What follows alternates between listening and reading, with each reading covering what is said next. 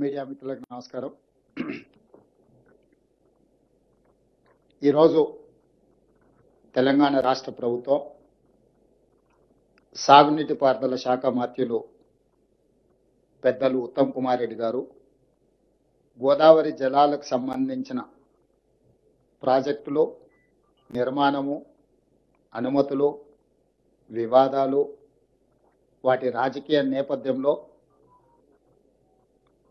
అఖిలపక్షానికి సంబంధించిన పార్లమెంట్ సభ్యులు, లోక్సభ, రాజ్యసభలో ప్రాతినిధ్యం వహిస్తున్న పార్లమెంట్ సభ్యులను అందరినీ ఆహ్వానించి ఇప్పటి వరకు తెలంగాణ రాష్ట్ర ప్రభుత్వం గోదావరి జలాలలో తెలంగాణ రైతాంగానికి, ప్రజలకు జరుగుతున్న నష్టాన్ని, కేంద్రం నుంచి రావాల్సిన అనుమతుల విషయంలో ప్రభుత్వం చేపట్టిన చర్యలను వివరించడమే కాకుండా భవిష్యత్ కార్యాచరణ ప్రణాళిక మీద కూడా ప్రతిపక్షాల సూచనలు అడగడం జరిగింది. ఇందులో రాజకీయ ప్రేరేపితమైన అంశాలు లేవు.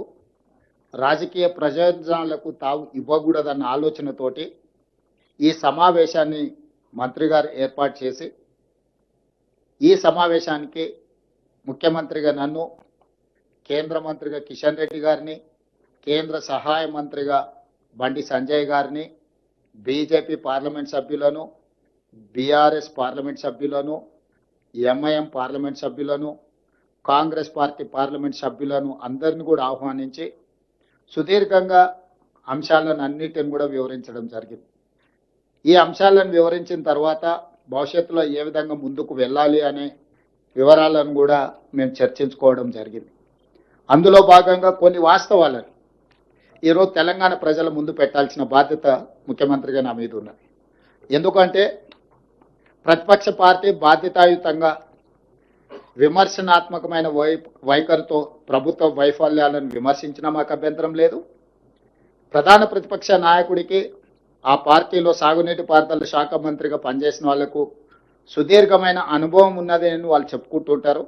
ఆ అనుభవాన్ని తెలంగాణ ప్రజలకు వినియోగించడానికి వాళ్ళు ముందుకొచ్చినా మాకు అభ్యంతరం లేదు. వారు ఇచ్చిన సూచనలు తీసుకోవడానికి కూడా మాకు ఎలాంటి అభ్యంతరం లేదని వివిధ సందర్భాలలో, అది శాసనసభలో కావచ్చు, బహిరంగ సభలలో నేను, మా మంత్రివర్గ సహచరులు అందరం కూడా వివరించడం జరిగింది.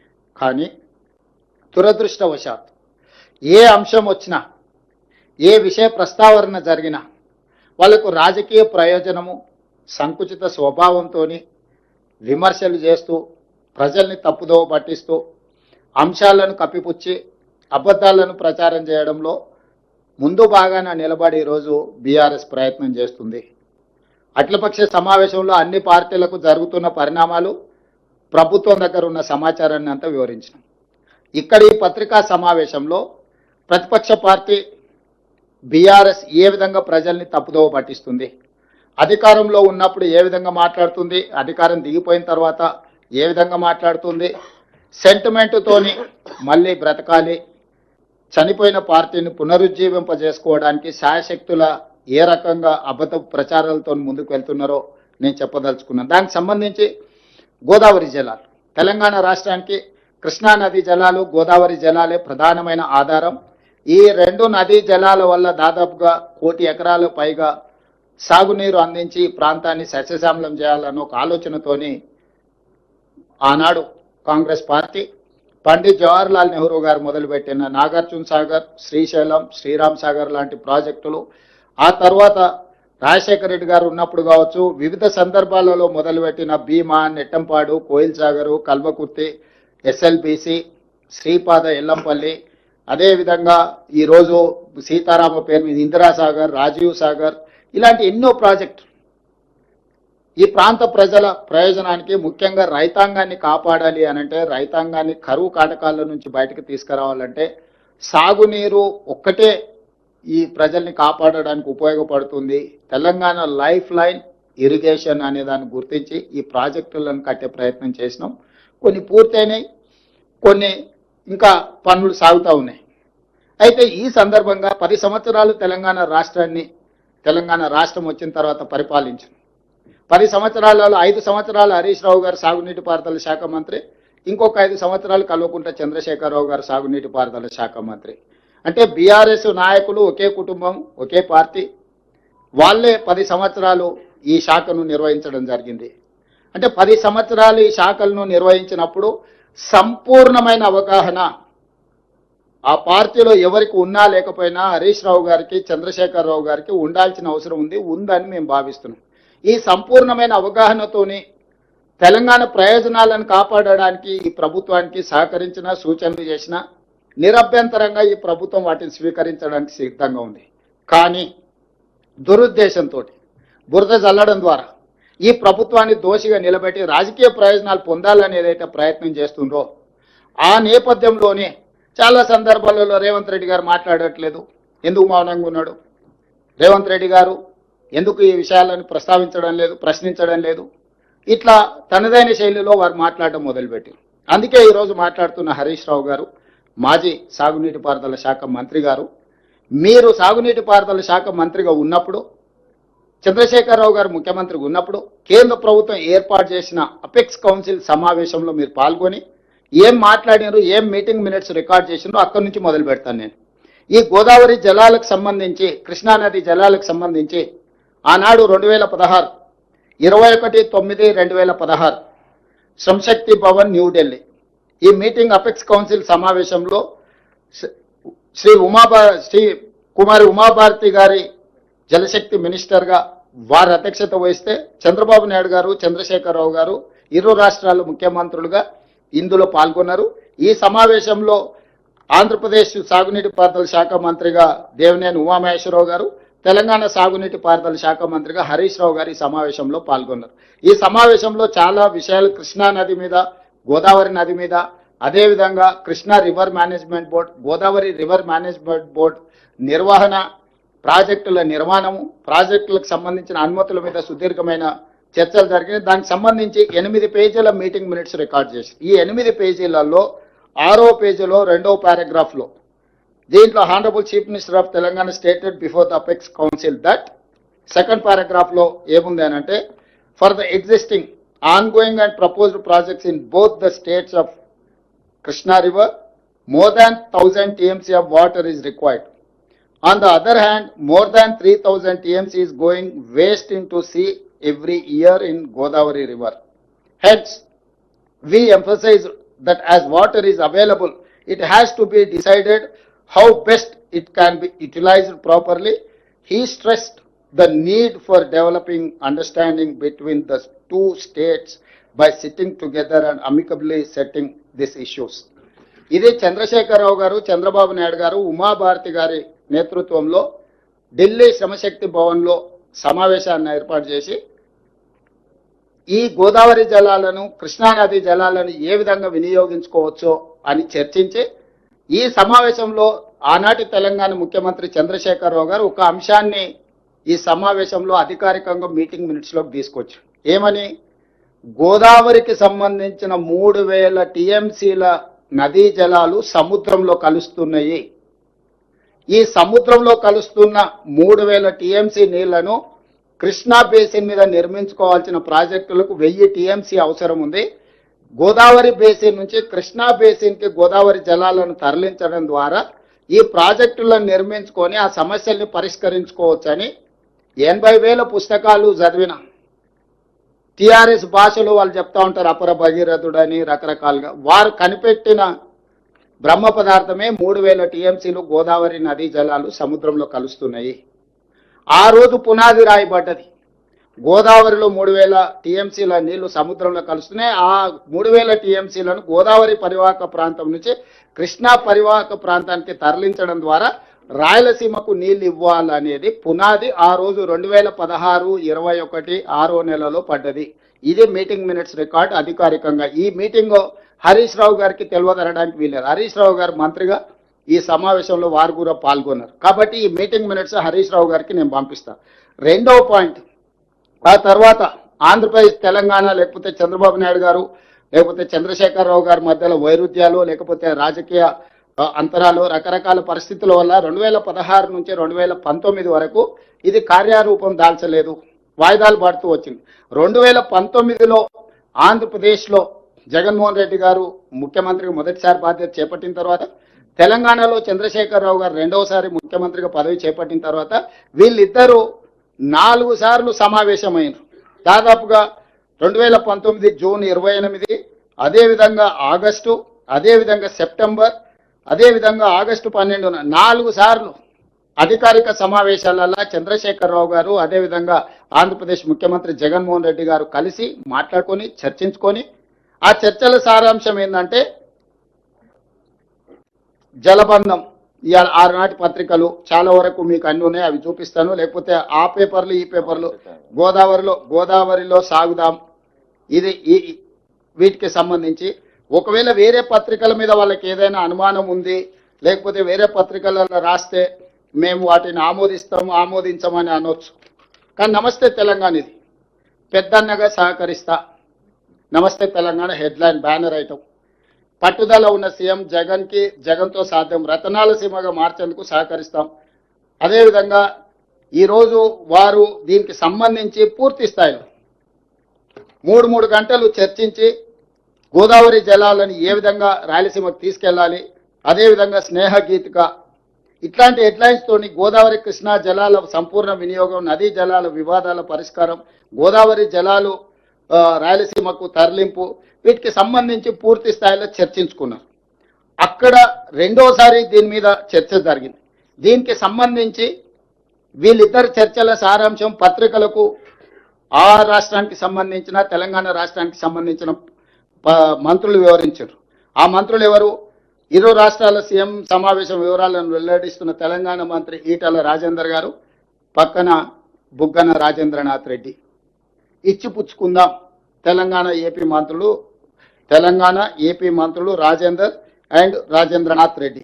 అంటే స్పష్టంగా సీమకు గోదావరి పత్రికలలో వచ్చింది. శ్రీశైలానికి తరలించాం తెలుగు రాష్ట్రాలు, ఏ రకంగా వీళ్ళు నీళ్లను రాయలసీమకు తరలించాలని చెప్పి చర్చించుకున్నారో ఆ రోజు మంత్రివర్యులు ఈటల రాజేందర్ గారు, బుగ్గన రాజేంద్రనాథ్ రెడ్డి గారు పత్రికా సమావేశం పెట్టి ప్రజలకు వివరించారు. నష్టం తక్కువ, లాభం ఎక్కువ. గోదావరి జలాలను రాయలసీమ ప్రాంతానికి తరలించడం ద్వారా, కృష్ణా పెన్నా బేసిన్కు తరలించడం ద్వారా నష్టం తక్కువ, లాభం ఎక్కువ అని ఇద్దరు ముఖ్యమంత్రులు కూర్చొని ప్రగతి భవన్లో 2 గంటలకు పైగా సమావేశమైన జగన్మోహన్ రెడ్డి గారు, అదేవిధంగా చంద్రశేఖరరావు గారు. తెలంగాణ నడిగడ్డ ప్రగతి భవన్లో ఆంధ్రప్రదేశ్ ముఖ్యమంత్రి, తెలంగాణ ముఖ్యమంత్రి కూర్చొని గోదావరి జలాలను రాయలసీమ పెన్నా ప్రాంతానికి, కృష్ణా బేసిన్కు తరలించాలని, అదేవిధంగా నిధులు ఇవ్వాల్సిందిగా కేంద్రాన్ని కోరుదాం, పుచ్చుకునే ధోరణితో ముందుకెళ్దాం. అంటే ఒకవేళ డబ్బులు కేంద్ర ప్రభుత్వాన్ని అడుగుదాం, ఇవ్వకపోతే మనమే సొంతంగా కట్టుకుందాం అని చెప్పి వాళ్ళిద్దరు కలిసి మాట్లాడుకొని ముందుకెళ్ళిండ్రు. తక్కువ నష్టం, ఎక్కువ భూసేకరణతో గోదావరి కృష్ణా నదుల అనుసంధానం. సో ఈ రకంగా ఈరోజు ఇంత స్పష్టంగా రాయలసీమను రతనాల సీమగా మారుస్తా, ఇవన్నీ కూడా చంద్రశేఖరరావు గారు స్వయంగా మాట్లాడిన మాటలు. ఇప్పుడు నేను తెలంగాణ ప్రజలకు వివరించదలుచుకున్నా. 2016లో చంద్రబాబు నాయుడు గారు, చంద్రశేఖరరావు గారు కేంద్ర ప్రభుత్వం ఏర్పాటు చేసిన అపెక్స్ కౌన్సిల్ సమావేశంలో స్పష్టంగా గోదావరి నదిలో 3000 టీఎంసీల నీళ్లు సముద్రంలో కలుస్తున్నాయి, వాటిని రాయలసీమ ప్రాంతానికి సంబంధించిన కృష్ణా పెన్నా బేసిన్కు తరలించడం ద్వారా కరువు ప్రాంతాలను సస్యశ్యామలం చేస్తామని ఆ రోజు అక్కడ మాట్లాడినరు. దాన్ని ముందుకు తీసుకెళ్లాలని చంద్రశేఖరరావు గారే మొట్టమొదట ప్రతిపాదించింది. ఈ రోజు ఏదైతే గోదావరి బంకంచెర్ల ఆంధ్రప్రదేశ్ చంద్రబాబు నాయుడు గారు మొదలు పెట్టినరో, 2016లో చంద్రశేఖరరావు గారు, చంద్రబాబు నాయుడు గారు మాట్లాడుకున్న ప్రాతిపదికనే ఈ రోజు వాళ్ళ ప్రాజెక్టును ముందుకు తీసుకెళ్ళి 2019లో జగన్మోహన్ రెడ్డి గారు, చంద్రశేఖరరావు గారు పూర్తి స్థాయిలో మాట్లాడుకొని ప్రాజెక్టు డిపిఆర్లు అన్ని రెడీ చేసి పెద్దన్నగా సహకరిస్తాను చంద్రశేఖరరావు గారు చెప్పడమే కాకుండా, రాయలసీమ పర్యటన సందర్భంగా శ్రీమతి రోజా గారి ఇంటి దగ్గర ఏం మాట్లాడినో, ఇప్పుడు వారు వివిధ సందర్భాలలో ఏం మాట్లాడినో మీకు చూపించిన. ఇప్పుడు వారు ఇంత స్పష్టంగా గోదావరి జలాలను రాయలసీమకు సంబంధించిన కృష్ణా బేసిన్, పెన్నా బేసిన్కు తరలించడం ద్వారా రాయలసీమను రతనాల సీమలుగా చేస్తా అని చెప్పిన తర్వాత బేసిన్లు లేవు, భేషజాలు లేవు, మేము కలిసి పనిచేస్తాం, కలిసి ముందుకు సాగుతాం, సమర్థుడైన యువకుడు ఆంధ్రప్రదేశ్ ముఖ్యమంత్రిగా జగన్మోహన్ రెడ్డి గారు ఉన్నారు, నేను పెద్దనగా పూర్తిగా సహకరిస్తానని చంద్రశేఖరరావు గారు చెప్పిండ్రు. నేను ఇప్పుడు మీడియా మిత్రుల ద్వారా బీఆర్ఎస్ నాయకులను అడుగుతున్నా, చంద్రశేఖరరావు గారిని అడుగుతున్నా, మీరు ఇంత విస్పష్టంగా 2016లో 2019లో వివిధ సందర్భాలలో శాసనసభలో బహిరంగ సభలలో స్పష్టంగా గోదావరి జలాలను రాయలసీమ అదేవిధంగా పెన్నా ప్రాంతానికి తరలించడానికి ఆమోదించి ప్రాజెక్టును ప్రారంభించడానికి అవకాశం కల్పించి ప్రోత్సహించిన మీరు ఈ రోజు ఆ ప్రాజెక్టును మొదలు పెడతామని ఆంధ్రప్రదేశ్ చంద్రబాబు నాయుడు గారు అన్న మరుక్షణం నేను పెద్దలు ఉత్తమ్ కుమార్ రెడ్డి గారు ఢిల్లీకి వెళ్లి జలశక్తి మినిస్టర్ సిఆర్ పాటిల్ గారికి ఫిర్యాదు చేసినాం, ఆర్థిక మంత్రి గారి దృష్టికి తీసుకెళ్లినాం, గోదావరి రివర్ మేనేజ్మెంట్ బోర్డుకు అఫీషియల్ గా నేను ఈ మధ్య కాలంలో మన జలసౌదాకు ఉద్యోగస్తులకు వాళ్ళకు నియామక పత్రాలు అందజేసినప్పుడు డైరెక్ట్ గా అక్కడికి వెళ్లి గోదావరి రివర్ మేనేజ్మెంట్ బోర్డు దగ్గర పోయి నేను ముఖ్యమంత్రిగా అదేవిధంగా మా మంత్రి అధికారులను తీసుకెళ్లి గోదావరి రివర్ మేనేజ్మెంట్ బోర్డు అధికారులను కలిసి ఆంధ్రప్రదేశ్ ప్రభుత్వము ఆంధ్రప్రదేశ్ ముఖ్యమంత్రి చంద్రబాబు నాయుడు గారు గోదావరి జలాలను బంకంచెర్ల వరకు తరలించడానికి 200 టీఎంసీల ప్రాజెక్టును ప్రణాళిక చేసిండు. పరోక్షంగా ఇంకొక 100 టీఎంసీలు, ఇది 200 టీఎంసీల ప్రాజెక్టు కాదు, ఇది 300 టీఎంసీల ప్రాజెక్టు. 300 టీఎంసీలకు సివిల్ వర్కులన్నీ కంప్లీట్ చేస్తుండు. పంపులు మాత్రం ఇనీషియల్ గా 200 పెడుతుండు. తర్వాత ఇంకొక 100 టీఎంసీలకు కూడా అన్ని రెడీగా చేసుకున్నాడు. అంటే ఎప్పుడైనా పంపులు తీసుకొచ్చి ఫిట్ చేసుకోవచ్చు. సో కాలువలు కానీ లేకపోతే టన్నెల్స్ కానీ లేకపోతే రిజర్వాయర్లు కానీ 300 టీఎంసీలకు సంబంధించిన ప్రణాళికలు సిద్ధం చేసుకొని ఈ వరద జలాలను లిఫ్ట్ చేసే కాదు ఇప్పుడు 200 టీఎంసీలను మాత్రమే లిఫ్ట్ చేయడానికి అవసరమైన పంపు సెట్లు పెట్టుకుంటున్నాడు. ఇది 200 టీఎంసీల ప్రాజెక్టు కాదు, ఇది 300 టీఎంసీల ప్రాజెక్టు. ఆనాడు చంద్రశేఖరరావు గారు 400 టీఎంసీలకు ప్రతిపాదన ఇచ్చిండు. 400 టీఎంసీలు తరలిస్తే 100 రోజుల్లో రోజుకు 4 టీఎంసీలు తరలిస్తే 400 టీఎంసీలు వస్తే 400 టీఎంసీలు వస్తే కృష్ణా బేసిన్లో ఉన్న రాయలసీమకు అదేవిధంగా పెన్నా బేసిన్లో ఉన్న నెల్లూరు ప్రకాశం ప్రాంతాలకు కూడా నీళ్లు తరలించవచ్చు, ఆ ప్రాంతం బాగుపడుతుంది, పంటలు పండుతాయని చంద్రశేఖరరావు గారు వారికి సూచన చేసిండు. ఏ కారణాల చేతనో చంద్రబాబు నాయుడు గారు మొదటి విడతగా 200 టీఎంసీలు, మళ్ళీ విడతగా 300 టీఎంసీలు, ఇంకొక 100 టీఎంసీలు కూడా ఈ విధంగానే ఊరుకుంటే మళ్ళొకసారి చంద్రశేఖరరావు గారు వారికి ఇక కానియండి అని చెప్పిండనంటే 400 తీసుకుపోయినా ఆశ్చర్యం లేదు. ఈరోజు అందుకే మేము రోడ్డు మీద పడి ఆగి చేయదలుచుకోలే. ఎందుకంటే మేము బాధ్యతతో ఉన్నాం, బాధ్యతతో కూడుకున్న విధానాలని ఆచరించాలనుకున్నాం. అందుకే ఈ ప్రాజెక్టు ప్రతిపాదన జరిగిన ఎంబడే చంద్రబాబు నాయుడు గారు అక్కడి శాసనసభలో మాట్లాడిన ఎంబడే నేను ఉత్తమ్ కుమార్ రెడ్డి గారు వెళ్ళి స్పష్టంగా గోదావరి రివర్ మేనేజ్మెంట్ బోర్డుకి మేమే సొంతంగా వెళ్ళి ఫిర్యాదు చేసినాం. గోదావరి రివర్ మేనేజ్మెంట్ బోర్డు తర్వాత జలశక్తి మంత్రి దగ్గరకు వచ్చి ఫిర్యాదు చేసినాం. అదేవిధంగా ఆర్థిక మంత్రి గారికి వేరే సందర్భంలో కలిసినప్పుడు ఈ అంశాలను ప్రస్తావించడం, ఎందుకంటే కేంద్ర ప్రభుత్వం ఆర్థిక సహాయం అందించబోతుంది. అదేవిధంగా వివిధ బ్యాంకుల నుంచి ఎఫ్ఆర్బిఎం పరిధిలో కాకుండా అవుట్ ఆఫ్ ఎఫ్ఆర్బిఎంలో లోన్లు ఇవ్వడానికి ఏదో ప్రయత్నాలు చేస్తున్నారని పత్రికల్లో వస్తున్నాయని మేము చదివినాం అని ఓరల్గా చెప్పడమే కాకుండా సంబంధిత శాఖ మంత్రి జలశక్తి మంత్రి గారికి లేఖ రాయడం కూడా జరిగింది. అధికారికంగా ఈ వివరాలన్నీ పెట్టి జలశక్తి మంత్రి గారు కూడా మాకు వెనక్కి స్పష్టంగా లేఖ రాసిండు. ఇంతవరకు వాళ్ళు మాకు ప్రాజెక్టు రిపోర్టే ఇవ్వలేదు, ప్రాజెక్టు రిపోర్టు మీ అభ్యంతరాలను పరిగణలోకి తీసుకోకుండా అనుమతి ఇచ్చే సమస్యనే లేదు, ఏ రకంగా కూడా ఇంతవరకు మా దృష్టిలో లేదు, మేము ఖచ్చితంగా చర్యలు తీసుకుంటాం. సిఆర్ పాటిల్ గారు మళ్ళీ ఉత్తమ్ కుమార్ రెడ్డి గారికి లేఖ రాయడం జరిగింది. ఈరోజు ప్రభుత్వం ఎక్కడే నిర్లక్ష్యం వహించలేదు. ప్రభుత్వము రాజ్యాంగబద్ధ సంస్థలు కేంద్ర ప్రభుత్వానికి అన్ని రకాలుగా ఫిర్యాదులు చేయడం, అధికారికంగా లేఖలు చేయడం, కలవడము, పోవడము, రావడము, అన్ని విషయాలను క్షుణ్ణంగా బాధ్యతాయుతంగా మేము ముందుకు తీసుకువెళ్తున్నాము. ఉన్న ఫలంగా హరీష్ రావు గారు బయటకు వచ్చేసి మొత్తం తెలంగాణకు అన్యాయం జరిగిపోతుంది, మొత్తం నీళ్ళన్నీ తరలించుకుపోతున్నాడు చంద్రబాబు నాయుడు, రేవంత్ రెడ్డి మౌనంగా ఉన్నాడు, ఉత్తమ్ కుమార్ రెడ్డి గారు ఉత్తగానే కూర్చున్నాడు అని బకెట్లో బురద తీసుకొని చల్లుకుంటే వెళ్తున్నాడు. అయ్యా ఈ పాపానికి పునాది వేసింది మీ మామగారు. ఆ రోజు నువ్వే సమావేశంలో ఉన్నావు. అయితే గీతే ఎవరినైనా శిక్షించాలంటే చంద్రశేఖరరావు గారిని, హరీష్ రావు గారిని శిక్షించాలి. ఒకవేళ గోదావరి బేసిన్లో తెలంగాణ ప్రాజెక్టులకు అన్యాయం జరిగి తెలంగాణ ప్రాజెక్టులకు ఒకవేళ తీరని ఏదైనా ద్రోహం జరిగితే ఉరిదీయాల్సింది చంద్రశేఖరరావును, హరీష్ రావునే. సర్వ పాపాలు చేసింది మీరు, పాపాల భైరవులు మీరు, తెలంగాణకు అన్యాయం చేసింది మీరు. కాంట్రాక్టర్లు ఇచ్చే కమిషన్లకు మీ ఇద్దరి కలయికనే ఒక కాంట్రాక్టర్ పెట్టిన సమావేశం. ఆ కాంట్రాక్టర్ పెట్టిన సమావేశంలో మీరిద్దరు, ఆయన సూత్రధారి అయితే కాంట్రాక్టర్, మీరిద్దరు పాత్రధారులుగా కూర్చొని కమిషన్లకు కక్కుర్తిపడి 400 టీఎంసీలు గోదావరిలో వరద జలాలు ఉన్నాయి, రాయలసీమకు పెన్నా ప్రాంతానికి తరలిస్తామని అన్ని కుట్రలు చేసి ఈ రోజు మీ చేతిలో లేకుండా పోయిందని చెప్పి ఆ బురదంతా తీసుకొచ్చి మాకు అంటించాలని ప్రయత్నం చేయడం ఇది భావ్యమా? అందుకే ఈరోజు స్పష్టంగా తెలంగాణ ప్రజలకు నేను చెప్పదలుచుకున్నా, వీళ్ళు ఏ రోజు కూడా తెలంగాణ ప్రయోజనాల కోసం కృషి చేయలేదు. ఈ రోజు కృష్ణా బేసిన్లో ఉమ్మడి రాష్ట్రంలో ప్రారంభించిన ఏ ఒక్క ప్రాజెక్ట్ అయినా మన ప్రధానమైన ఆధారం Krishna basin, Godavari basin. Krishna basin మీదకి వద్దాం. ఉమ్మడి రాష్ట్రంలో సాగునీటి ప్రాజెక్టుల్లో తెలంగాణ ప్రాంతానికి అన్యాయం జరుగుతుంది కాబట్టి నీళ్లు, నిధులు, నియామకాలనే నినాదంతో రాజకీయ పార్టీని మీరు ముందుకు తెచ్చుకొని అధికారంలోకి వచ్చి ఆ నీళ్లకు సంబంధించి కృష్ణా బేసిన్ మీద ఉమ్మడి రాష్ట్రంలో మొదలుపెట్టిన ఒక్క ప్రాజెక్ట్ అయినా పూర్తి చేసిండ్రా చంద్రశేఖరరావు గారు? ఇప్పటి వరకు 2 లక్షల కోట్ల రూపాయలు కేవలం సాగునీటి ప్రాజెక్టులకు కాంట్రాక్టర్లకు బిల్లులు చెల్లించారు. పాలమూరు జిల్లాలో మొదలైన ఏ ప్రాజెక్ట్ అయినా భీమా, నెట్టంపాడు, కోయిల్ సాగర్, కల్వకుర్తి, పాలమూరు రంగారెడ్డి ఎత్తిపోతల, నల్గొండలో ఎస్ఎల్బిసి, అదేవిధంగా ఇంకా మిగతా ప్రాజెక్టులు ఆ నుంచి ముందుకు వెళ్తే ఖమ్మం జిల్లాలో ఉన్న ఇందిరాసాగర్ లేకపోతే రాజీవ్ సాగర్ లాంటి ప్రాజెక్టులు, గోదావరి బేసిన్లో మొదలుపెట్టిన ప్రాణహిత చేవెళ్ళ కావచ్చు, ఇతర ప్రాజెక్టులు కావచ్చు, దేవాదులు కావచ్చు, సమ్మక్క సారలక్క కావచ్చు, ఏ ఒక్క ప్రాజెక్ట్ అయినా ఈ 10 సంవత్సరాలలో మీరు పూర్తి చేసిండ్రా? ఆనాడు తుమ్మిడిహెట్టి దగ్గర మొదలుపెట్టి ప్రాజెక్టు కట్టినుంటే అసలు లిఫ్టులు లేకుండానే గ్రావిటీతోనే ఈరోజు ప్రాజెక్టులన్నీ కంప్లీట్ అయ్యి మొత్తం ఉత్తర తెలంగాణ సస్యశ్యామలం అయ్యేది ఉండే. కానీ కాసుల కక్కుర్తితోటి తుమ్మిడేటి దగ్గర కట్టకుండా వదిలేసి అబద్ధాలు ప్రచారం చేసి మేడిగడ్డ, సుందిల్ల, అన్నారం లిఫ్టులు కట్టి పంపులు పెట్టి మీరు కట్టుడు కూలుడు 3 ఏళ్లలో జరిగిపోయింది. 1,00,000 కోట్లు ఆవిరైపోయినాయి.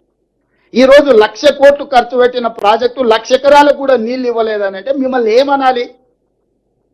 ఈరోజు విచారణను ఎదుర్కొంటున్న సందర్భంలో, వాస్తవాలు బయటకు వస్తున్న సందర్భంలో తెలంగాణ ప్రజల్ని తప్పుదోవ పట్టించాలని చెప్పి లేనిది ఉన్నట్టుగా మొత్తం ఒక అబద్ధాన్ని ప్రచారం చేసి ఈ అబద్ధాల ముసుగులో మీరిద్దరు బతికి బట్టగట్టాలనే ప్రయత్నం చేస్తున్నారు. నేను అడుగుతున్న సూటిగా సాగునీటి ప్రాజెక్టుల మీద ఇప్పటి వరకు 2 లక్షల కోట్ల రూపాయలు బిల్లులు చెల్లించారు. ఇంకొక 2 లక్షల కోట్ల రూపాయలకు టెండర్లు పెండింగ్ ఉన్నాయి. ఈ రోజు రాష్ట్ర ఆర్థిక పరిస్థితి ఎట్లుందో నేను మళ్ళీ చెప్పాల్సిన అవసరం లేదు. ఈ రోజు ఒక 1000 కోట్లు ప్రతి నెల సాగునీటి ప్రాజెక్టులకు ఖర్చు పెట్టి ఎట్లయినా వీటిని పూర్తి చేద్దామంటే 500 కూడా ఇవ్వలేని పరిస్థితి వచ్చింది రాష్ట్ర ఆర్థిక పరిస్థితి. 10 ఏళ్ళు 2 లక్షల కోట్ల రూపాయలు ఖర్చు పెడితే 1500 కోట్లతోని పూర్తి కావాల్సిన కల్వకుర్తి పూర్తి కాలేదు, 500-600తో పూర్తి కావాల్సిన కోయిల్ సాగర్ కానీ, భీమా కానీ, నెట్టంపాడు కానీ పూర్తి కాలేదు. దేవాదులు అక్కడనే ఉంది, కాంతానపల్లి అక్కడనే ఉంది, సమ్మక్క సారలకు అక్కడనే ఉంది, ప్రాణహిత చేవల్ల ఎడారిగా మారింది. తుమ్మిడిహెట్టి దగ్గర తట్ట మట్టి కూడా తీయలేదు. మొత్తం ప్రాజెక్టులను గాలికి వదిలేసి ఏడ పంపులు పెట్టి ఏడ లిఫ్టులు పెడితే ఏడ మా ఇల్లు నిండుతుందో అని ఒక ప్రణాళికబద్ధంగా మొత్తం రాష్ట్రాన్ని ఆర్థిక వ్యవస్థను దోసుకొని ఈరోజు అక్కసుతోని, అసూయతోని అబద్ధాల ప్రచారం కల్పించి నిరంతరం 24 గంటలలో 18 గంటలు కష్టపడి సీతారామకు నీటి కేటాయింపులు మేము తెచ్చినాం, సమ్మక్క సారలకు ఒక కొలిక్కి పట్టుకొచ్చినాం, పాలమూరు రంగారెడ్డి ఎత్తిపోతల నీటి కేటాయింపులను ఒక కొలిక్కి పట్టుకొచ్చినాం, కల్వకుర్తి ప్రాజెక్టును పూర్తి చేసే ప్రయత్నం చేస్తున్నాం. ఈ రోజు సంగంబండ నుంచి అన్ని ప్రాజెక్టులను పూర్తి చేయడానికి ప్రయత్నం చేస్తాం. ఎస్ఎల్బిసి 42 కిలోమీటర్ల టన్నెల్లో 30 కిలోమీటర్లు కాంగ్రెస్ కంప్లీట్ అయితే సంవత్సరానికి 1 కిలోమీటర్ కొడితే కంప్లీట్ అయ్యాయి. గ్రావిటీతో 3,60,000 ఎకరాలకు ఫ్లోరైడ్ ప్రాంతమైన నల్గొండకు నీళ్ళు వస్తాయనుకుంటే దాన్ని అక్కడ పడవ పెట్టిన దాంట్లో కమిషన్లు రావాలి. మనమే కష్టపడి తిరిగి ప్రారంభిస్తే అనుకోకుంటే దుర్ఘటన జరిగితే అక్కడ మనుషులు చచ్చిపోతే పైశాచిక ఆనందం. అసలు వాళ్ళ కళ్ళలో మనుషులు చచ్చిపోయినప్పుడు ఎప్పుడైనా హరీష్ రావు గారి ఫేస్ చూడండి, కేటీఆర్ ఫేస్ చూడండి, ఇట్లా వెలిగిపోతుంటుంది, ఇట్లా బల్బు 1000 వోల్టుల బల్బు లాగా. ఎక్కడైనా మనిషికి బాధ ఉంటుంది. మన మనుషులం రోడ్డు మీద కాకి చచ్చిపోయి కనిపిస్తే కూడా అరే ఏమో కాకి చచ్చిపోయింది కదా అని ఒక నిమిషమన్నా మనం సానుభూతి చూపిస్తాం. పిల్లలు చచ్చిపోతే అదే పైశాచిక ఆనందం. ఎక్కడైనా యాక్సిడెంట్లో ఎవరైనా మనుషులు చచ్చిపోతే అదే పైశాచిక ఆనందం. ఎక్కడైనా పనులు చేస్తుంటే కార్మికులు చచ్చిపోతే అదే పైశాచిక ఆనందం. మీ పార్టీ అకౌంట్లోనే 1500 కోట్ల రూపాయలు ఉన్నాయి. ఎవరిచ్చిండ్రు అవి? తెలంగాణ ప్రజలు ఇచ్చినవే కదా. అందులోకి వెళ్ళి ఆ కుటుంబానికి 10 లక్షలు, ఆ కుటుంబానికి 10 లక్షలు, ఆ కుటుంబానికి 10 లక్షలు ఈ దురదృష్టవశాత్తు ప్రమాదంలో చచ్చిపోయిన పేదలకు పంచిపెడతారని ఈ 18 నెలలు చూసిన. 10 పైసలు పిల్లికి కూడా బిచ్చం పెట్టరు.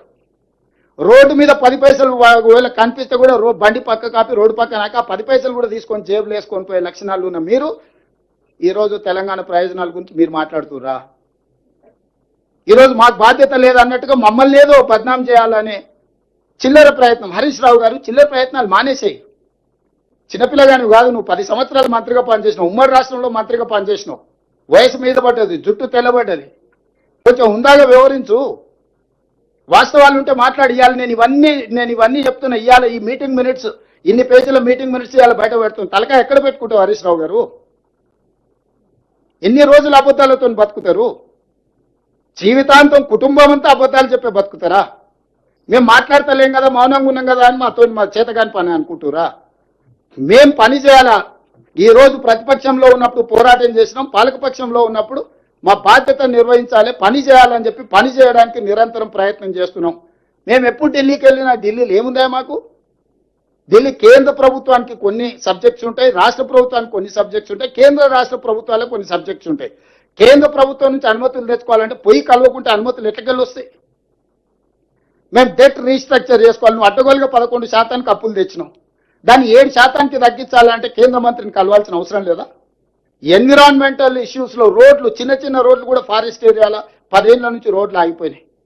ఎన్విరాన్మెంట్ మినిస్టర్ని కలవకుంటే అనుమతులు వస్తే, ఈ రోజు రీజనల్ రింగ్ రోడ్ మనం నిర్మించుకోవాలనుకుంటున్న ఆ మంత్రిని, సర్ఫేస్ మినిస్టర్ని కలవకుంటే అనుమతులు వస్తే, ఈ రోజు మెట్రో అనుమతి తెచ్చుకోవాలనుకున్నాం, ప్రధానమంత్రిని కలవకుంటే మెట్రో అనుమతి వస్తుందా?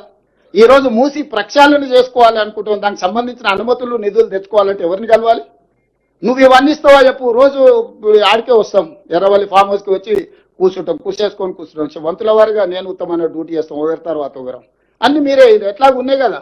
10 పైసలు మితికి ఇవ్వండి, 50,000 కోట్లు ఏమవుతుంది? సంపాదించింది ఇద్దరు బాబామర్దలు అనుకుంటే ఒక 50,000 కోట్లు ఒక లెక్కనా? బాండ్స్ రాసిస్తాం రాష్ట్ర ప్రభుత్వం నుంచి. 10 పైసలు మితికి ఇవ్వండి. ఏడ దాచుకుంటారు? దాచిపెట్టుకొని టెన్షన్తో బీపీ షుగర్లు, లో బీపీ వచ్చేసి హాస్పిటల్ వాడాల్సి వస్తుంది, దాచుకుని ఎవరు దొంగ ఎత్తుకపోతాడో అని. ఎందుకు వస్తున్నాయి లో బీపీ షుగర్లు?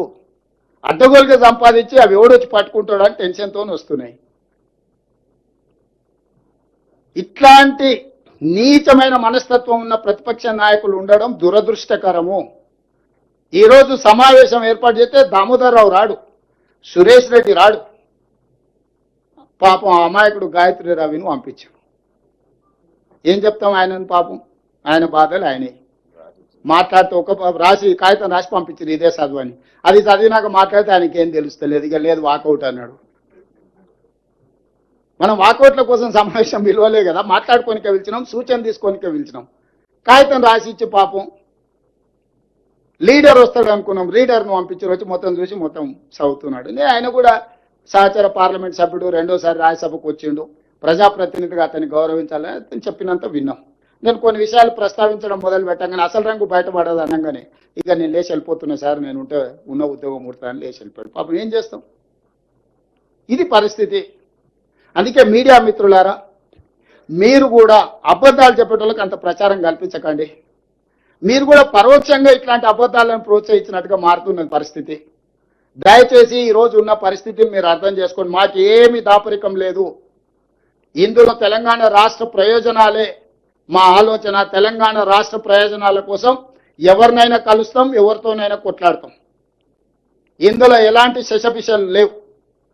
సామభేద దాన దండోపాయాలల్ల మొదటి అంకంలో ఉన్నాం. గోదావరి రివర్ మేనేజ్మెంట్ బోర్డును కలిసి ఫిర్యాదు చేసినాం, జలశక్తి మినిస్టర్ గారిని కలిసి ఫిర్యాదు చేసినాం, ఎన్విరాన్మెంట్ మినిస్టర్కు లెటర్ రాసినాం, ఫినాన్స్ మినిస్టర్కు లెటర్ రాసినాం. రేపు అవసరమైతే ప్రధానమంత్రిని కలుస్తాం, అందరినీ కలుస్తాం. ఈ అందరినీ కలిసిన తర్వాత కూడా తెలంగాణ ప్రజలకు న్యాయం జరగకపోతే న్యాయస్థానాలు ఉండనే ఉన్నాయి. ముందే డైరెక్ట్గా న్యాయస్థానానికి పోతే న్యాయస్థానం అంటే సంబంధిత సంస్థలకు మీరు ఫిర్యాదు చేసిందంటే, చేయలేదంటే ఏమంటారు?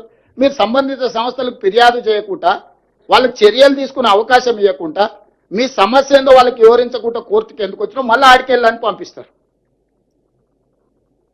ఇది ఏమంటారు? ఫండమెంటల్స్. నువ్వు అప్రాపరేట్ ఫోరంలో ఫిర్యాదులు చేసి నీ బాధ చెప్పుకోకుండా, నువ్వు అంశాలను వివరించకుండా కోర్టు దగ్గరికి వెళ్తే కోర్టు వినదు. తిరిగి మళ్ళీ వాళ్ళ దగ్గరికి వెళ్ళి ఫిర్యాదు చేయి. నీ ఫిర్యాదు మీద వాళ్ళు చర్యలు తీసుకున్నప్పుడు నీకు ఏదైనా బాధ ఉంటే నువ్వు అప్పుడు కోర్టుకు రా అని చెప్తారు. అందుకే ఈరోజు తెలంగాణ రాష్ట్ర ప్రభుత్వం అన్ని ప్రక్రియలు, రాజకీయ పార్టీలను సంప్రదిస్తున్నాము, ప్రజాప్రతినిధులను సంప్రదిస్తున్నాము, సంబంధిత రాజ్యాంగబద్ధమైన సంస్థలకు ఫిర్యాదులు చేస్తున్నాము, మేము కేసు బిల్ చేస్తున్నాం. రేపు ఇవన్నీ ప్రయత్నాలు చేసినా మా తెలంగాణ ప్రయోజనాలకు భంగం కలుగుతుంది. కేంద్ర ప్రభుత్వం, ఆంధ్రప్రదేశ్ ప్రభుత్వం తెలంగాణ ప్రజల ప్రయోజనాలను ఫనంగా పెట్టి గోదావరి జలాలను రాయలసీమ పెన్నా బేసిన్కి తరలిస్తున్నారు, ఇది మాకు తీరని అన్యాయము అని చెప్పి కోర్టుకు వెళ్ళినప్పుడు మనకి న్యాయం జరుగుతుంది. ఈరోజు అందుకే చంద్రబాబు నాయుడు గారికి నేను సూచన చేస్తున్నా, మీరు పక్క రాష్ట్ర ముఖ్యమంత్రి, కేంద్రంలో మీకు పలుపాడి ఉండొచ్చు, మోడీ గారు మీరు ఏం చెప్తే అది వినొచ్చు, అంత మాత్రాన మీ ప్రాజెక్టులకు అన్ని అనుమతులు వస్తాయని మీరు అనుకుంటే అది భ్రమ. అట్లాంటి వాటికి అవకాశం లేదు. తెలంగాణ రాష్ట్ర ప్రజలకు ప్రయోజనాలు కాపాడుకోవడానికి అవసరమైన ప్రణాళిక వ్యూహరచన స్పష్టంగా ఉన్నది. మేము ఈరోజు వివిధ రాజ్యాంగబద్ధమైన సంస్థలకు మేము ఫిర్యాదులు చేస్తున్నాము. రాజ్యాంగబద్ధమైన సంస్థలు మా హక్కులను కాపాడడానికి, మా హక్కులను మాకు అందించడానికి ముందుకు వస్తే సరే సరే, లేకపోతే న్యాయస్థానానికి వెళ్తాం, అక్కడ కూడా జరగకపోతే ప్రజల దగ్గర పోతాము. అంతిమ నిర్ణేతలు ప్రజల దగ్గర కూడా వెళ్తాము. ఈరోజు నేను వారికి రెండో సూచన చేస్తున్నా. ఈరోజు 3000 టీఎంసీల మిగులు జలాలు గోదావరిలో ఉన్నాయి అని మీరు నమ్మితే, చంద్రశేఖరరావు చెప్పిండని కాదు, చంద్రబాబు నాయుడు గారు నమ్మినప్పుడు గోదావరి బేసిన్ మీద తెలంగాణకు 968 టీఎంసీల నీటి కేటాయింపులు ఉన్నాయి. 518 టీఎంసీలు ఆంధ్రప్రదేశ్కు ఉంటే 968 టీఎంసీలు తెలంగాణకు అలొకేషన్ ఉన్నది ఉమ్మడి రాష్ట్రంలోనే. మా 968 టీఎంసీల వరకు తెలంగాణ ప్రాజెక్టులకు బ్లాంకెట్గా మీరు ఎన్ఓసి ఇవ్వండి. మా తెలంగాణ ప్రాజెక్టులకు 968 టీఎంసీలకు వాడుకోవడానికి సంపూర్ణమైన అనుమతులు వచ్చిన తర్వాత మేము ఆ ప్రాజెక్టులు కట్టుకున్నాక ఇంకా నీళ్లు కిందికి పోతే అది వరద. పైన మా సమ్మక్క సారక్క అడ్డం పెడతారు, మా సీతారామకు అడ్డం పెడతారు, మా కాళేశ్వరంకి అడ్డం పెడతారు. గోదావరి బేసిన్ మీద మేము కట్టుకునే ప్రతి ప్రాజెక్టుకు ఆంధ్రప్రదేశ్ అభ్యంతరం పెట్టి ఆ ప్రాజెక్టుల అనుమతులు రాకుండా ఆలస్యం చేసి ఇగో మిగులు జలాలు ఉన్నాయన్నాడు. మిగులు జలాలు ఎట్లున్నాయి? కేసీఆర్ దరిద్రం వల్ల, ఆకలి వల్ల, కేసీఆర్ తెలంగాణకు చేసిన ద్రోహం వల్ల నీళ్లు నీకు వరదొస్తున్నాయి. ఏందయా ద్రోహం? మేడిగడ్డ కూలిపోయింది, సుందీలు అక్కడికి రాలే. ఇక అన్నారం గురించి నేను చెప్పాల్సిన పని లేదు. అవే చక్కగా ఉంటే ఆ నీళ్లు మేము ఎత్తిపోసుకుని ఉంటే నీకు వస్తుండేనో రాకుంటుండేనో లెక్క తెలుస్తుండే. ఇవాళ వాళ్ళ ధనదాహం వల్ల, వాళ్ళ దోపిడీ వల్ల మేడిగడ్డ కుప్పగూలింది. ఏమవుతుందా, ఒకటి పిల్లలు గుంగిపోతే ఏమవుతుంది, ప్రాజెక్ట్ అంత ఉంది కదా అంటారు. హరీష్ రావు గారు, నీ గుండెకాయ ఊడవిక్తే నీకు తెలుస్తా, మొత్తం బాడెంత 6 అడుగులు ఉన్నావు, గుండెవి తీసి పక్కకు పెట్టు, నువ్వు ఉంటావో లేదో చూద్దాం. ప్రాణహిత చేవెళ్ల గోదావరి జలాల మీద మేడిగడ్డ అనేది గుండెకాయే. ఆ గుండెనే లేకున్న తర్వాత మిగతా బాడీ ఉందని చెప్పుకోవడానికి తప్ప సున్నా కూడా ప్రయోజనం లేదు. ఇవాళ అన్నిటికంటే కింది నుంచి లిఫ్ట్ చేయాల్సింది, అక్కడి నుంచి మేడిగడ్డ నుంచి నీళ్ళు ఎత్తి అన్నారంలో పోయాలి, అన్నారంలో పోసిన నీళ్లు సుందిళ్లలో పోయాలి, సుందిళ్లలో పోసిన నీళ్లు మిడిమానేరు, అక్కడి నుంచి శ్రీపాద ఎల్లంపల్లి, అక్కడి నుంచి ఎస్ఆర్ఎస్పి, అక్కడి నుంచి మిగతా ప్రాంతాలకు నీటిని తరలించాలి. అసలు కానీ పిసల్ అయిపోయింది అని అంటే, అసలు పిసల్ గయా అంటారు ఉర్దూలో. అసలు పిసల్ గయా భాయ్, आपको समझ में नहीं आ रहा, जान पूछ के बोल रहे हैं या बिना ऐसे ही बोल रहे? ఇట్లా మొత్తం ప్రాజెక్టుని కుప్పగూల్చి మీ ధనదాహానికి బలైపోయిన మేడిగడ్డ, అన్నారం, సుందీల పోవడం వల్ల ఈ రోజు కిందికి వరద జలాలు పోతున్నాయి. 10 సంవత్సరాలు మీరు గోదావరి బేసిన్ మీద ప్రాజెక్టులు కట్టకపోవడం వల్ల ఈరోజు చంద్రబాబు నాయుడు గారు తరలించకపోతా అని ధైర్యంగా చెప్పగలుగుతున్నాడు. 10 సంవత్సరాలు కృష్ణా బేసిన్ మీద మీరు ఏ ఒక్క ప్రాజెక్టు పూర్తి చేయకపోవడం వల్ల నువ్వు సంతకాలు పెట్టి తెలంగాణను మోసం చేసినావు. 811 టీఎంసీ నికర జలాలు అన్నాడు ఉమ్మడి ఆంధ్రప్రదేశ్కి కేటాయింపులు జరిగితే నువ్వే 2015లో పోయి సంతకాలు పెట్టినావు. మా తెలంగాణకు 299 టీఎంసీ చాలు, మీరు 512 టీఎంసీలు తీసుకెళ్ళమని. పోనీ అదే అనుకుందాం, ఆ 299 టీఎంసీలు అన్న 10 సంవత్సరాలలో ఎప్పుడైనా వాడినవా? మొన్న మొదటిసారి మేము వచ్చినాక 286 టీఎంసీలు వాడినవా? ఈ 10 ఏళ్లలో నువ్వు కల్వకుర్తి కానీ, భీమా కానీ, నెట్టంపాడు కానీ, కోయిల్సాగర్ కానీ, ఎస్ఎల్బీసీ కానీ, పాలమూరు రంగారెడ్డి పూర్తి చేసి ఉంటే కనీసం నువ్వు చేసిన దుర్మార్గానికి ఆ నీళ్ళను వాడుకునేటోళ్ళం కదా. ఈరోజు ప్రతి సంవత్సరం 700 పైన టీఎంసీలు ఆంధ్రప్రదేశ్ తరలించకపోతుందనంటే 10 సంవత్సరాలు చంద్రశేఖరరావు గారు, హరీష్ గారు తెలంగాణకు చేసిన ద్రోహం, దక్షిణ తెలంగాణను ఎడారిగా మార్చి మీరు ఈరోజు నీళ్లు వినియోగించుకోకుండా ప్రాజెక్టులు పూర్తి చేయకుండా వదిలేయడం వల్ల ఆ కృష్ణానది జలాలు కూడా రాయలసీమ లిఫ్ట్, ముచ్చమర్రి, పోతిరెడ్డిపాడు 44,000 క్యూసెక్స్ నుంచి 80,000 క్యూసెక్లు, ఇవాళ శ్రీశైలం బ్యాక్ వాటర్స్ నుంచి రోజుకు 10 టీఎంసీలు తరలించుకోవడానికి ప్రాజెక్టులు కట్టారు. 10 ఏళ్లలో 2 పల్లికలు ఇచ్చుకుంటూ కూర్చున్నారు. మొత్తం కలిపితే కల్వకుర్తి, రంగారెడ్డి ఏ ప్రాజెక్టు కలిపినా 2 టీఎంసీలు కూడా మనం లిఫ్ట్ చేసుకోలేకపోతున్నాం. ఇది తెలంగాణ దీనమైన పరిస్థితి. ఆనాడు పాలమూరు రంగారెడ్డి ఎత్తిపోతలు జూరాల నుంచి తీసుకుందామని అంటే ఎవడే మీకు చెప్పినాడు జూరాల నుంచి చిన్నారెడ్డి నీకు తలకాయ లేదు, తల ఆడబెట్టుకుంటామని చిన్నారెడ్డిని తిట్టి అడిగిపోయాడు. జూరాల అనేది హెడ్ కృష్ణానది జలాలు మొట్టమొదట అలంపూరు జూరాల దగ్గర ఎంటర్ అయినట్టే తెలంగాణకు తీసుకుంటే శ్రీశైలంలో బ్యాక్ వాటర్స్ లో పోతిరెడ్డిపాడో లేకపోతే రాయలసీమనో ముచ్చమరో తీసుకోవడానికి అవకాశమే లేకపోతుండే. ఈరోజు జూరాలలో ఎంటర్ అయిన కర్ణాటక నుంచి వచ్చిన నీళ్లు అలా తిరిగి రాయలసీమకు పోయి మళ్ళీ తెలంగాణకు వస్తున్నాయి. అక్కడికి పోగానే వెనకటికి నంద్యాల ఘాట్లో దారి దోపిడీ చేస్తాం, లారీలో లోడ్ పోతూనే ఉంటుంది, లారీ చిన్న పోతూనే ఉంటాయి, పైనుంచి సంచులు మాయమైతేనే ఉంటాయి. ఇవాళ రాయలసీమ లిఫ్టు పోతిరెడ్డిపాడు ఇవాళ ముచ్చమరి ఆ ప్రాంతానికి పోయిన నీళ్ళు అక్కడికక్కడనే మాయమైపోతున్నాయి. ఎక్కడ పోయినా తెల్లారిలో చూసే వరకాలు ఏమి కనిపిస్తలేవు. రాత్రి చూస్తే శ్రీశైలం నిండుకుంటుంది, తెల్లారి వరకాల కాలి కుండలాగా కనిపిస్తుంది. దీనికి కారణం పోతిరెడ్డిపాడు కదా, నువ్వు చేసిన కుంపటి కదా. రాయలసీమ లిఫ్ట్ నీ ఇంట్లోనే జీవో తయారైంది కదా. ముచ్చమరి చంద్రబాబు నాయుడు కడుతుంటే మూసుకొని కూర్చున్నది నువ్వే కదా. ఏదన్నా మేము వచ్చినాక ప్రారంభించిన ప్రాజెక్టు ఉందా? ఈరోజు ఇటు కృష్ణా బేసిన్ కృష్ణా మొత్తం కొలగొట్టిరు వాళ్ళు, అదే ఊపు మీద గోదావరి బేసిన్కి వచ్చింది. ఈ 10 ఏళ్ళు నువ్వే కదా ఉన్నది. ఈ 10 ఏళ్లలోనే కదా ఈ దుర్మార్గం జరిగింది. ఉమ్మడి రాష్ట్రంలో అన్నో సమైక్య పాలకులు మనకు అన్యాయం చేసిరని ఓకే, 10 ఏళ్లలో మీరేం చేసిండ్రు? ఇలా ప్రాజెక్టులు పూర్తి చేయడానికి ఖర్చు పెడదామంటే నిధులు లేవు, నీళ్ళు ఆగుతలేవు, అవి కిందికి పోతూనే ఉన్నాయి. ఇగో కింద నీళ్లు ఉన్నాయి కదా నేను ఎత్తుకపోతానే ఆయన తయారైండు. సరిగ్గా చూడు, రేపు పొద్దుగాల చంద్రబాబు నాయుడు గారు ఈ మీటింగ్ మినిట్స్ తీసుకొస్తాడు. వాళ్ళు వీళ్ళు కాదు, చంద్రశేఖరరావు గారు చెప్పారు 3000 టీఎంసీలు సముద్రంలోకి పోతున్నాయి, తెలంగాణ వాళ్ళకి ఏం నష్టం ఉందా, సముద్రంలో నేను కొన్ని తీసుకొని బాగుపడతా అంటే మీకేం కష్టం వచ్చింది, మా చంద్రశేఖరరావు మంచోడే కానీ రేవంత్ రెడ్డి ఏంది ఇట్లా చెప్తున్నాడు అని ఆయన తయారవుతాడు. అందుకే మీడియా మిత్రులారా, ఈరోజు స్పష్టంగా రాజకీయాలకు అతీతంగా మనందరం ఒక దగ్గర కూర్చొని చర్చించుకొని ముందుకు వెళ్ళాలి. ఈరోజు కేంద్ర ప్రభుత్వం మీద ఒత్తిడి తీసుకురావాలి. మోడీ గారికి చంద్రబాబు నాయుడు గారు అవసరం ఉంది, చంద్రబాబు నాయుడు గారికి గోదావరి జలాల అవసరం ఉంది. ఇది భగవంతుడికి భక్తుడికి అనుసంధానం, అంబికా దర్బార్ బత్త అన్నట్టుగా ఉన్నది. వాళ్ళిద్దరి మధ్యలో అధికారం నీళ్లు పంపకాలు చేసుకుంటే అధికారం నీకు నీళ్లు నాకని. అందుకే ఈరోజు అన్ని వ్యవస్థల దగ్గరికి మేము వెళ్తున్నాము. నాకు ఉత్తమ్ కుమార్ రెడ్డి గారికి ఎలాంటి భేషజాలు లేవు. అందరినీ కలుస్తాం, అందరితో మాట్లాడతాం, సమస్యకు పరిష్కారం కనుగొనడానికి చూస్తాం. కాకపోతే లీగల్ ఫైట్ ఎట్లా చేయాలి, పొలిటికల్ ఫైట్ ఎట్లా చేయాలి, టెక్నికల్గా ఎట్లా ఫైట్ చేయాలో ఫైట్ చేస్తాం. చివరిగా చంద్రబాబు నాయుడు గారికి నా సూచన ఒకటే, ఇది మనం గ్యాప్ పెంచుకోవడం, దూరం పెంచుకోవడం ద్వారా పరిష్కారం కాదు. మీరు ఢిల్లీలో మోడీ గారిని ఒత్తిడి తెచ్చి అనుమతి తెచ్చుకోవడం వల్ల ఇవి పూర్తి కావు. కాబట్టి మా తెలంగాణ ప్రాజెక్టులో గోదావరి బేసిన్ మీద 968 టీఎంసీలు, కృష్ణా బేసిన్లో పరివాహక ప్రాంతం ప్రకారం మాకు ఒక 555 టీఎంసీల నీళ్ళు వస్తాయి. దాని బేసిస్ మీద మేము కొన్ని ప్రాజెక్టులు కట్టుకుంటాం. ఈ రెండింటికి మీరు క్లియర్గా అనుమతి ఇవ్వండి. ఆ తర్వాత ఎన్ని సముద్రంలో పోయే నీళ్ళు మీరు ఎన్ని తీసుకుపోయినా మాకు అభ్యంతరం లేదు.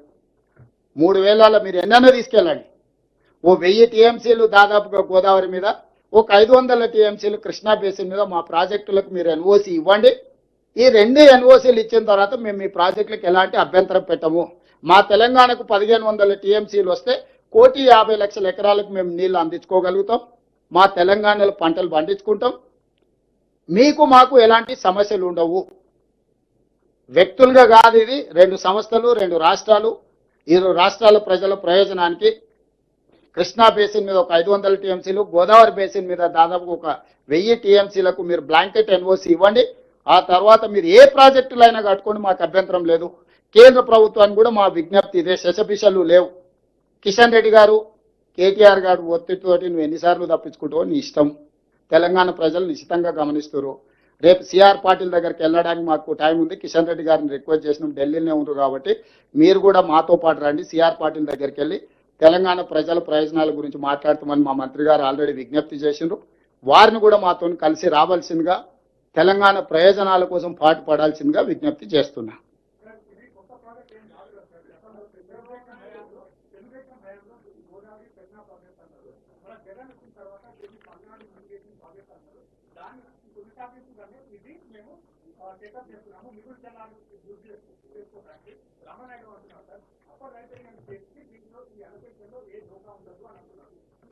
రాహుల్ గారు, మీకు యూనివర్సల్ వాటర్ లాస్ మీరు ఒకసారి చదువుకోండి.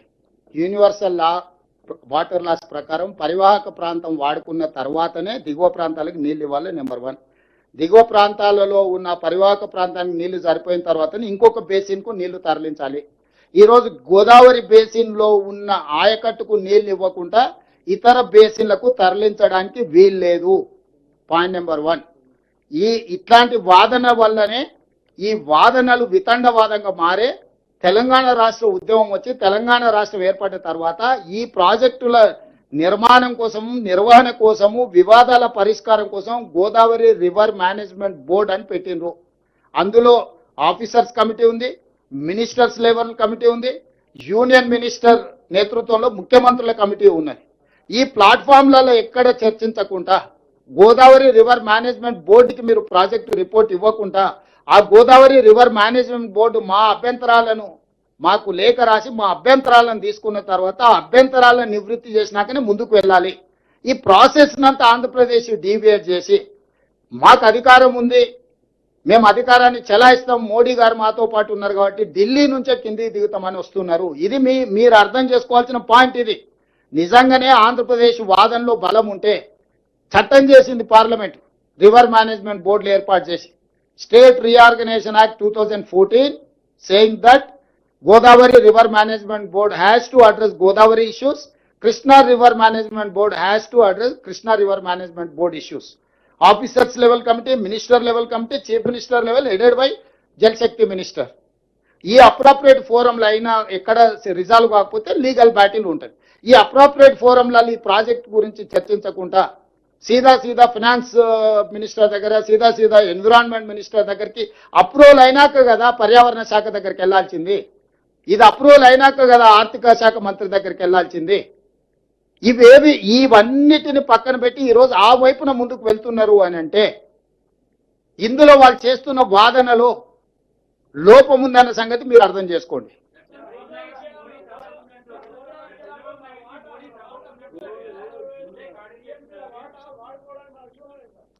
ఏంది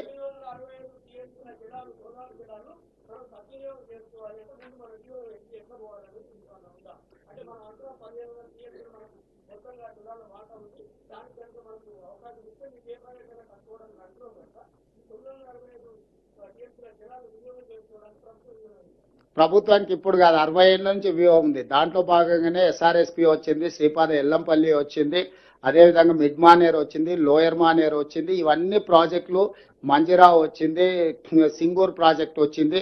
ఇవన్నీ ప్రాజెక్టులు కట్టింది తుమ్మిడిఎట్టి దగ్గర కట్టి ప్రాణహిత వరకు, తాండూరు వరకు 160 టీఎంసీలను తరలించాలని చెప్పి గోదావరి బేసిన్ మీద కూడా మేము ప్రాజెక్టులు తెచ్చినాం. గందరగోళం ఎక్కడొచ్చిందంటే రీడిజైనింగ్ పేరు మీద 2 లక్షల కోట్లు కొల్లగొట్టి నమస్తే తెలంగాణ అని పత్రిక పెట్టిరు చూడు, గక్కడి నుంచే సమస్య వచ్చింది. టీ న్యూస్ నమస్తే తెలంగాణ ఈ రాష్ట్రానికి పట్టిన చీడ పీడ.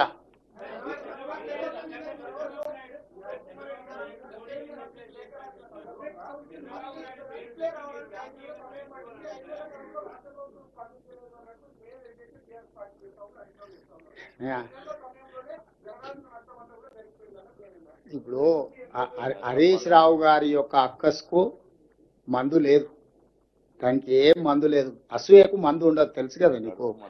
కడుపు మంటకు కూడా మందు ఉంటుంది కానీ అసూయకు మందు ఉండదు. అది అసూయ. అరే ఇది కూడా మేమే ఉంటే మేమే టెండర్లు పిలిస్తే ఆ కమిషన్లు మాకు వచ్చేటివి, ఇప్పుడు అవతలోళ్ళు పిలుచుకుంటారు అదెక్కడ బాయను ఇదెక్కడ బాయను అనే అసూయ. 5 నెలల నుంచి కంటిన్యూస్గా మేము రిప్రజెంట్ చేయబట్టే ఈరోజు కేంద్ర ప్రభుత్వం వెనక ముందు ఆలోచన చేస్తుంది. ఈరోజు మా ప్రయత్నాల వల్లనే ఇది ఒక కనీసం పులి స్టాప్ కామా పడ్డది. ఈరోజు మిగతా సమస్యలకు పరిష్కారం వస్తుంది. 10 ఏళ్ళు మీరేం చేసిండ్రని నేను అడుగుతున్నా. 10 ఏళ్ళు నీ ప్రాజెక్టుల అనుమతులు ఎందుకు తెచ్చుకోలేదు? వాళ్ళు కట్టేది ఆపే సంగతి తీసిపెట్టు. 10 సంవత్సరాలలో నువ్వు కట్టడానికి టెండర్లు పిలిచిన 1,50,000 కోట్ల కాళేశ్వరానికి అనుమతులు ఎన్ని తెచ్చినావు? 60,000 కోట్లతో మించిన పాలమూరు రంగారెడ్డి ఎత్తిపోతలకి ఎన్ని అనుమతులు తెచ్చినావు? 5 ఏళ్ళు హరీష్ రావు గారు సాగునీటి పారుదల మంత్రిగా ఉన్నారు, 5 ఏళ్ళు చంద్రశేఖరరావు గారు ఉన్నారు. వాళ్ళిద్దరు కట్టింది కూలింది గది ఒక్కటే, అంతకుమించి ఇంకేందని ఉందా నువ్వు చూపి. మల్లన్న సాగర్లో నుంచి నీళ్ళు ఎట్లా తీసుకుంటారు, మల్లన్న సాగర్కి ఎక్కడి నుంచి నీళ్ళు వస్తాయని అడుగుతాడు. అసలు అసలు ఆయన తెలివితేటలు అన్ని కూడా తిప్పి తిప్పి నాకే చూపిస్తున్నాడు.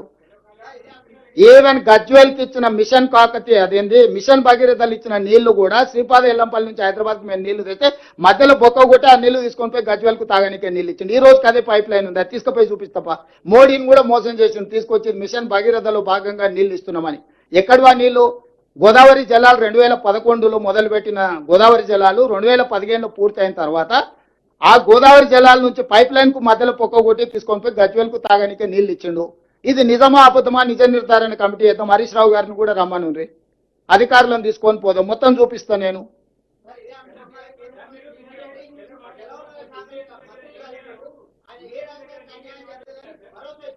ఎవరు?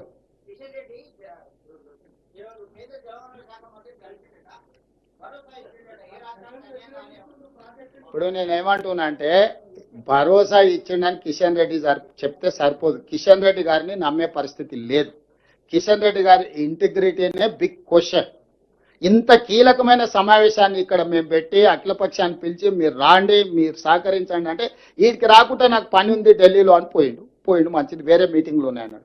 వేరే మీటింగ్లో ఉన్నాయన రేపు పొద్దుగాల మేము జలశక్తి మినిస్టర్ని కలిసి ఉంది మాతో కలిసి అంటే ముందుగానే పోయి ఆయనకు వాళ్ళు ఏమొచ్చినా వాళ్ళకి ఏం మాట ఇయ్యకు, ఇది కట్టుకొని చంద్రబాబు నాయుడు అడ్డం పోతే నా మంత్రి పదవి అవుతాయి. ఎందుకంటే ఇప్పుడు మోడీ గారు చంద్రబాబు నాయుడు మద్దతు ఉపసంహరించుకుంటే మోడీ ఉండడు, మోడీ దిగిపోతే కిషన్ రెడ్డికి ఉద్యోగం ఉండదు. Simple formula. కేటీఆర్ గారు చెప్పుంటారు, అరే నువ్వు పోయి చెప్పిరాపో లేకపోతే లేదో పరిష్కరించేటట్టు ఉన్నారని. ఇప్పుడు కిషన్ రెడ్డి గారికి ఇక్కడ తెలంగాణ రాష్ట్రానికి రావడానికి పోవడానికి 2 గంటలు ఫ్లైట్లో ఇక్కడికి రావచ్చు, 4 గంటలకు మీటింగ్ అడ్రస్ చేయొచ్చు, మళ్ళీ 6 గంటలకు ఢిల్లీకి వెళ్ళిపోవచ్చు. ఇది చేయలే, పోనీ ఇవాళ బిజీగా ఉన్నాడు. బిజీగా ఉంటే జలశక్తి మంత్రిని కలవడానికి సమయం ఎట్లా దొరికింది? ఆయన వీడికి మీటింగ్ ఎందుకు ఎగ్గొట్టిడు? నాకు వేరే మీటింగ్లు ఉన్నాయి ఢిల్లీలో, ప్రీఆక్యుపైడ్ బిజినెస్లో ఉన్నా నేను, ఐ కెనాట్ కమ్ అన్నాడు. Okay fine. కేంద్ర మంత్రి నిజంగానే ముందస్తుగా మేము 4 రోజుల ముందు చెప్పినాం, 4 నెలల ముందు చెప్పేది ఉండేనేమో తెలియదు. వారు వేరే కార్యక్రమాలలో వారు బిజీగా ఉన్నారంటే అర్థం చేసుకుంటా. మరి ఏ రకంగా జలశక్తి మినిస్టర్ దగ్గరికి పోయిండు, సమయం ఎట్లా తీసిండు?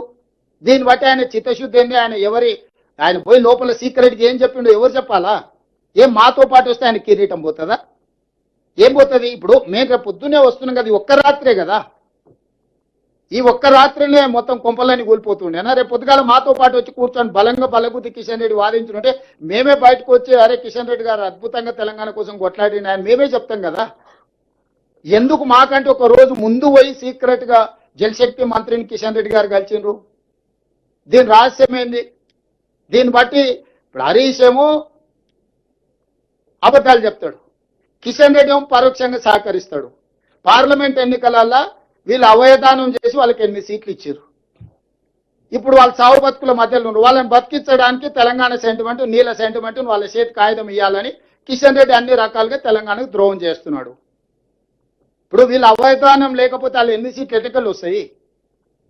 ఆ అవధానం చేసి వాళ్ళని బతికించినందుకు ఆయన తిరిగి రుణం చెల్లించుకోవాలని ఈ నీళ్ళ సెంటిమెంట్ను రగల్చి వాళ్ళని బతికించాలనే ప్రయత్నం చేస్తుండు.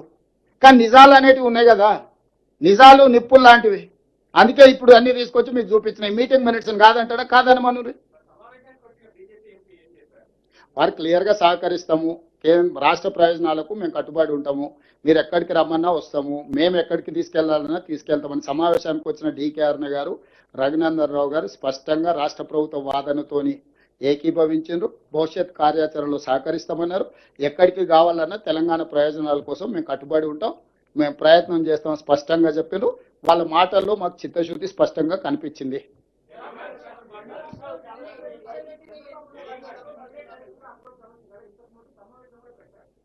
అవునే, ఇది ప్రభుత్వం అధికారిక కార్యక్రమం. నువ్వు మా ఇంట్లో ఫంక్షన్, మీ ఇంట్లో ఫంక్షన్ ఉంటే నువ్వు నేను మాట్లాడుకోవచ్చు. ఇది అధికారికంగా ఏర్పాటు చేయాల్సిన ఫిర్యాదు చేస్తున్నాము. ఆర్బిట్రేటర్ ఎవరు?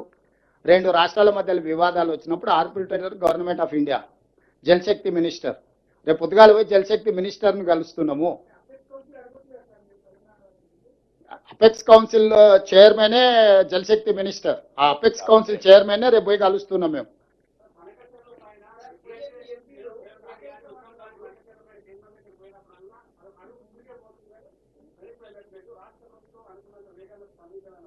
ఎవరంటారు?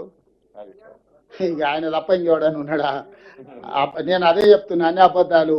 ఇప్పుడు అదే చెప్తున్నా, ఇప్పుడు నేను చెప్పేది అది కేవలం అబద్ధాలతోని బతకాలని చూస్తున్నారు. పిల్ల చేష్టలు అంటారు కదా, నీకు తెలుసు కదా. శవాల మీద పేలాలు ఎదుర్కోవాల్సిందే.